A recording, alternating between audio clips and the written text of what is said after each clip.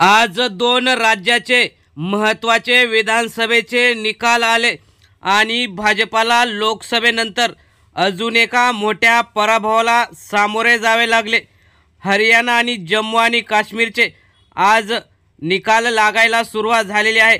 त्यातील हरियाणाचे 90 पैकी 89 निकाल हे समोर आलेले आहेत। त्यात भाजपाचा हरियाणातून सुपडा साफ झालेला असून अनेक उमेदवारांचे डिपॉझिट सुद्धा जप्त झालेलं दिसत आहे। आपण बघूया हरियाणामध्ये 90 पैकी 89 जागांचा निकाल जो आलेला आहे त्यामध्ये काँग्रेसने कशी मुसंडी मारलेली आहे। 89 जागांमध्ये भाजपा फक्त 17 जागांवर पुढे आहे आणि काँग्रेसने जवळपास 63 ते 64 जागेवर आपले उमेदवार जिंकलेले आहेत। त्यामुळे भाजपाचा सुपडा साफ राज्यातून झालेला आहे आणि काँग्रेसने एकमताने बहुमताने हरियाणा राज्य जिंकलेले आहे। तसेच जम्मू काश्मीरमध्ये सुद्धा काँग्रेस आघाडीवर दिसत आहे।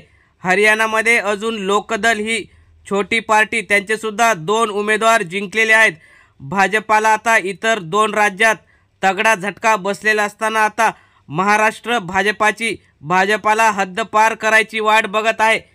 इतर राज्यात जशी भाजपाचा सुपडा साफ झाला त्यापेक्षा जास्त सुपडा साफ हा महाराष्ट्रात होणार, कारण स्वाभिमानी मराठी माणूस भाजपाने जे गुजरात धार्जिणे राजकारण केलं त्याला या विधानसभेत नक्कीच उत्तर देईल असं वाटतं आणि भाजपाचे अनेक उमेदवार हे पराभूत होतील यात काही शंका नाही।